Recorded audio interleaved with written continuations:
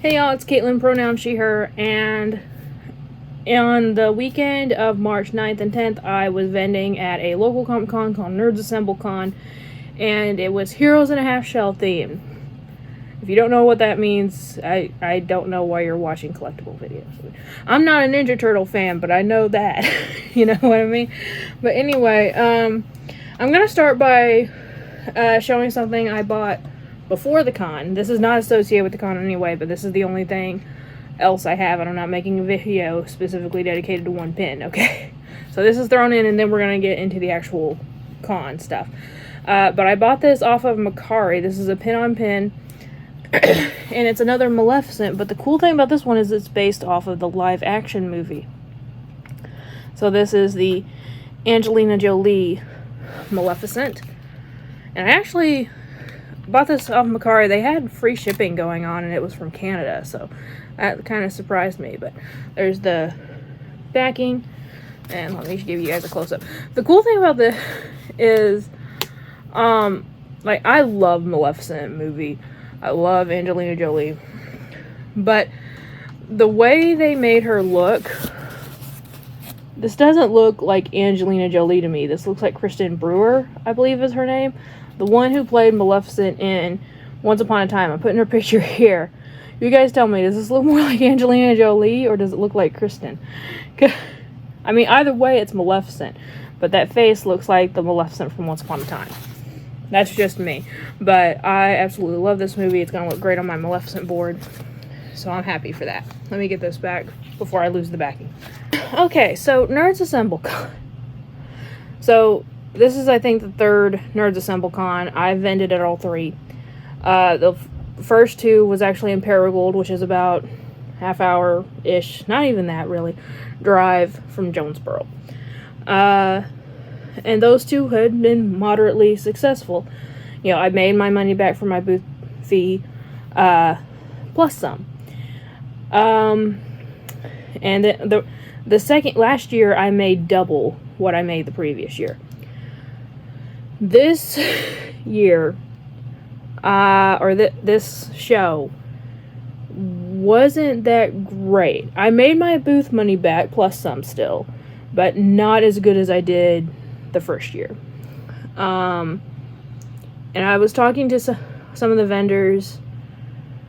Some did really well. The people on either side of us seemed to have done really well. I didn't ask them how much they made necessarily. But I also know that they traveled in for the con. So they didn't have to just worry about their booth fee, which I know was bigger than mine because they had larger spaces. But they also have travel fees and hotel fees as well.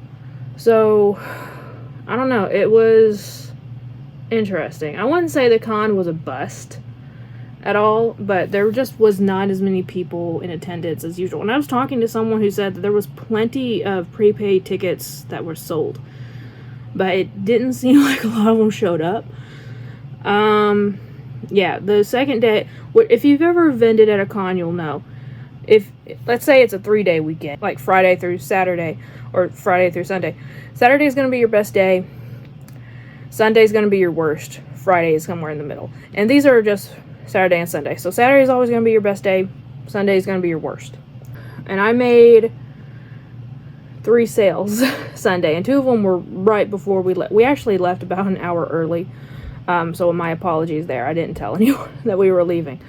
But literally there was like 3 people walking around, and most of the booths were already starting to pack up. Most cons happen in the summer towards the fall, which makes sense. Summertime, you know, kids are obviously out of school, most of them, unless they go to like a year-round school, but even then I think they still get a month out. A lot of people take their vacation time during summer, so if a con happens during that time, they obviously, you know, they've been saving up for vacation, they've been saving up for the con or whatever, they got money to spend. Another reason is for the fall, obviously Christmas is around the corner, so if you have someone nerdy in your family, chances are you're going to be buying them something at the con as a Christmas gift. They also only had 4 guests here. Last year they had about 10. and it was a much better crowd last year. So that might have factored into it. I don't know. I've never run a con. I am not ever going to try to run a con, I don't think. Because I've seen them run exceptionally well, and I've seen them be absolute crap shit. Not this one. That's not what I'm talking about. The people behind it, there was absolutely nothing that they did wrong. I'm talking about other people. But Branson, Missouri Comic-Con 2020. Good Lord, that was terrible. I had a video of that con, Branson Comic-Con 2020. Go back and watch it. It was terrible. Because I ranted about it. But yeah, this one, I can't say like how well other people did. I'm in the green. I'm not going to complain.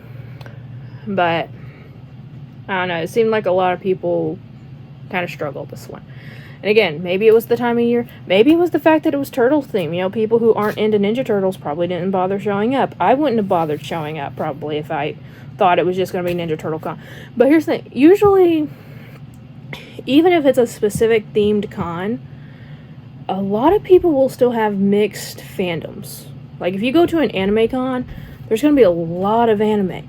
But chances are there's going to be a few booths that have superhero stuff. Or comic books. Or, you know, action figures and shit.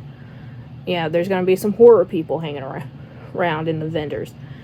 And same thing, if you go to a horror show, chances are you're going to find some anime stuff laying around somewhere. So, you know, but just not a plenty of it. There actually wasn't a plenty of Ninja Turtle stuff here. A lot of booths had it, but not all Ninja Turtles, you know what I mean? But anyway, just, I don't know. I probably, if they have one again this time next year, I probably will not vend. I probably won't bother. They already have one set up for July that I have already signed up for.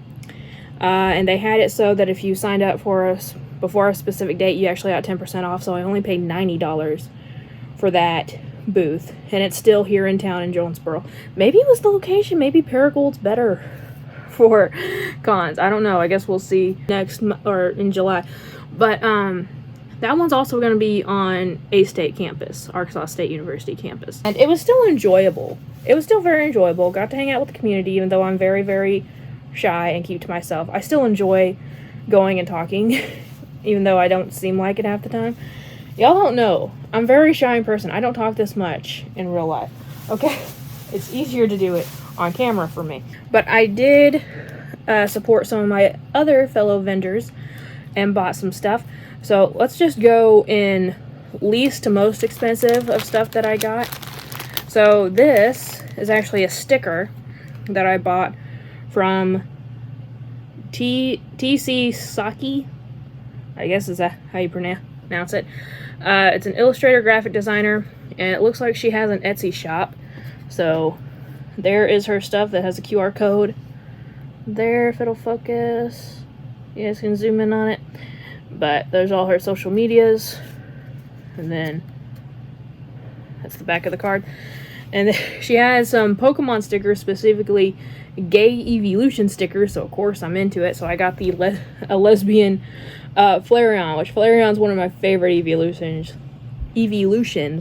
for sure. So absolutely love that. That's going in the sticker book immediately after this. And then the only thing I bought on Sunday, the rest of this I bought on Saturday. There's still two more things that I bought on Saturday.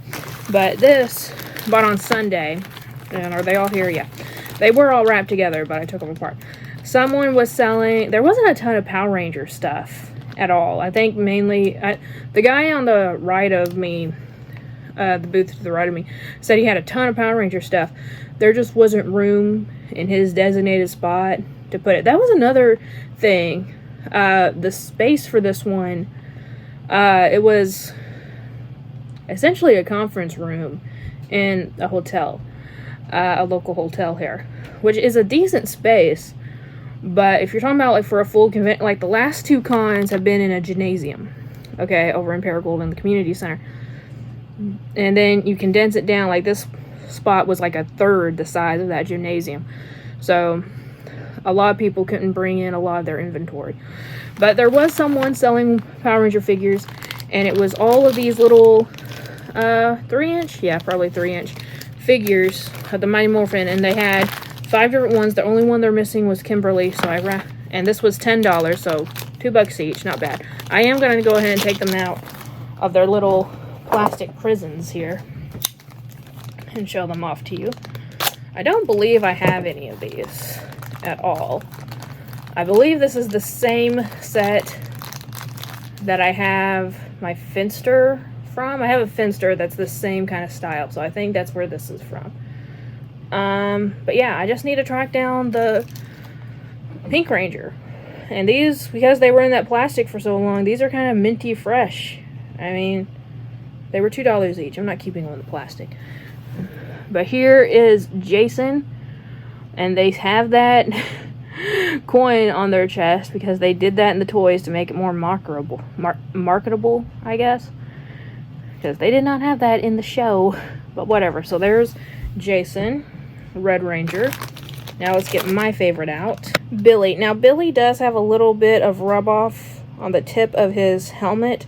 I think mostly from the plastic, if anything, or it could be a factory error.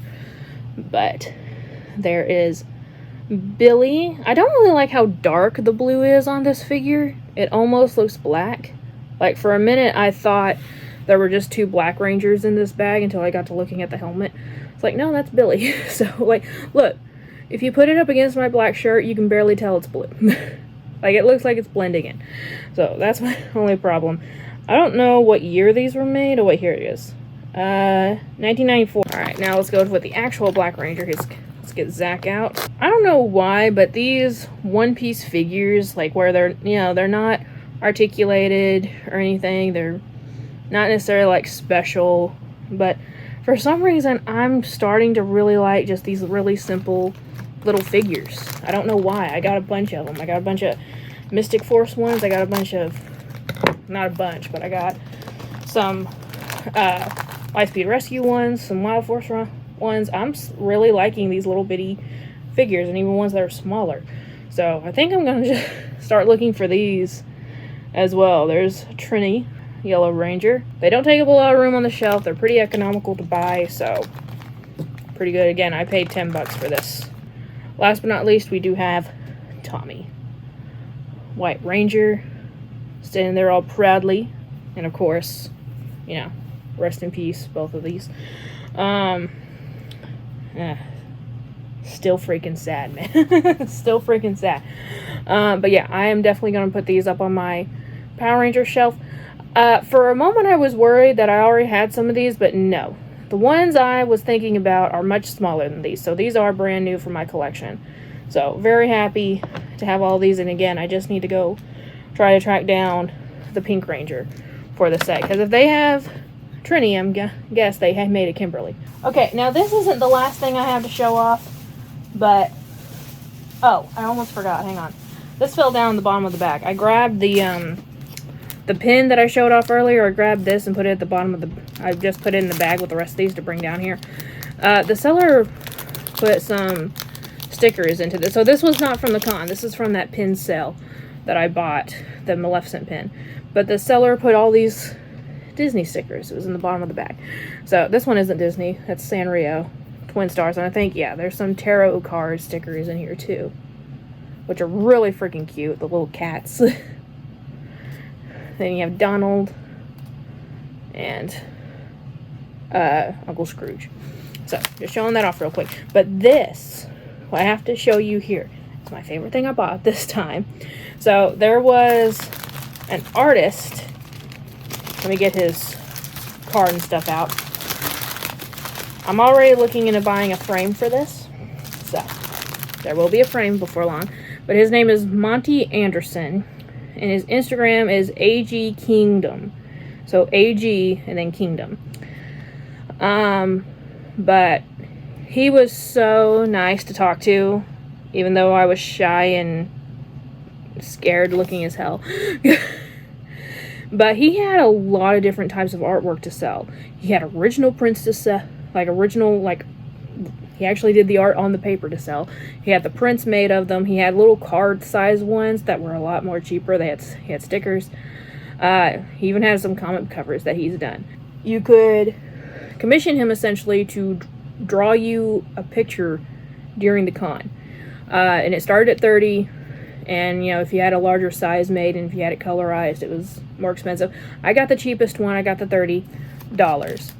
And I had him make a picture of Hot Girl. Of course. And here's the thing. So I asked him to do Hot Girl, and I told him specifically Share a Hot Girl. He had no idea. I had to spell it out for him and everything, which that's okay. If you're not a Justice League fan, you're not gonna know. But what's so funny is I didn't tell him not the mask. I thought about it. When I sat back down, I was like, I should have asked him to make it without the mask on. But he did it without me having to ask him, which I'm very thankful for. And you can still see her wings in the back. And he did add a little bit of color to it. I only paid for the black and white. So I am very, very happy for this. And you can kind of tell that he was looking at the cartoon version, like the Justice League animated series and Justice League Unlimited. This is amazing. And obviously this is something that he did while still working his own booth, you know, in between customers coming up. And to do it in such a short amount of time that he did, it was just absolutely incredible. And of course he signed it at the bottom. So I absolutely freaking love this so damn much. This is the best thing I bought this weekend. For sure. I absolutely love this. So thank you, Monty, very, very much. But of course, the last thing that y'all saw in the thumbnail, Wayne Grayson, who voices Michelangelo in one of the Ninja Turtle shows, I think the newer one, the Nickelodeon one, also voiced Joey Wheeler from Yu-Gi-Oh! So of course I got that signed as well. And I don't know why. Both him and when I got the My Valentine signed. Where's My Valentine? It's right there. When I got both of those signed, like, it's $40 for an autograph, but then if you keep going further on the price list that they have, $50 if it's a pop. Why? I don't understand why they're charging more for just their signature on a pop. Like, I get it if you want, like, a signature and a picture. That's understandable. You know, but, like, it's still your signature. It doesn't matter what it is. You're still just writing your name. I don't get it, but I still paid it. You know, I didn't bitch about it then. I'm just bitching about it now. But he put, "It's Wheeler time," in the quotes. Because, you know, Joey's corny like that. Then his name and then Joey in quotes. So, brand new autograph to add to the collection. Again, I don't know if I'm going to go ahead and put him in the background. If I do, I'm going to have to rearrange so he's next to Mai. Because, you know, they go together. But this is my third Yu-Gi-Oh! Signed pop. I have 3 from Batman animated series, and now I have 3 from Yu-Gi-Oh! I have more. Like, I don't know if it's going to come out before or after I post this video. Probably after. But I actually did a video where I showed off everything in the background. Just for funsies, pretty much, and to break up all the pin videos that's been happening lately. So you're going to see a close-up of everything that's in the background as of now, from the CGC comics to just the regular comics and all the frames and the framed pictures and stuff. But yeah, so I don't know if I'm going to swap this one in or not, but I'll figure it out before long. But anyway, that was my time at Nerds Assemble Con spring of 2024, because there will be a summer one. And again, I've already signed up to be a part of it. So we'll just see. I want to try, usually I try to have a little bit of my crafts there. This time I did not, so I'm gonna really try to put my head to it and make some more crafts before the next con. For anyone, yeah, the only people who know the full story are the girls in the Cocktails and Craft chat and Dave. And Dave doesn't even know the full picture, but there's been some shit happening. in my family life, I have not had the motivation to do crafts like I used to at all. I had to force myself to do those light switch covers for Dave's auction, which if this is coming out before April 13th, make sure you go April 13th to Whatnot, Big Dog Dave's Whatnot, because he will be doing his Puzzle Pieces Squared auction to help families who have kids on the autism spectrum. Yeah, I'm going to try to force myself to make some like paintings and coasters and magnets and stuff. And I have to make an Oreo piece for Umpty, because he somehow missed where I made Pokemon Oreos at one point. But yeah, anyway, so hopefully the craft videos will come back soon. I know some people really like them, some people don't really give a damn, but I miss doing the craft videos. I just have not been in the mental space to do it lately, unfortunately. But anyway, I hope you all enjoyed this. Let me know what your favorite piece was. It better be this. I'm just saying. But I don't know where I'm going to put it yet. Like, I definitely need to get... I found some 8x8 frames on Amazon. I don't know if I'm going to try to put it in the Hot Girl shelf, or if I'm actually going to, like, put it in on the wall somewhere. But, I might put it right next to my Dolly Parton photo that James got me. Yeah, both my favorite people, Dolly Parton and Shire Hall. So that might be a thing I have to do. But anyway, y'all, thank you all so much for watching. Let me know what your experience with cons have been. Like, it's so funny. We talk about collectibles so many times. I don't feel like a lot of people have been to cons. A lot of us have, but not very. I know Sassy's been to a few. I know Mama J's been to one. I don't think Christina or Jenny's ever been to one. Brandy's been to a couple. I don't know about Angie, but yeah, I love going to cons. I love going to them as a customer and vending.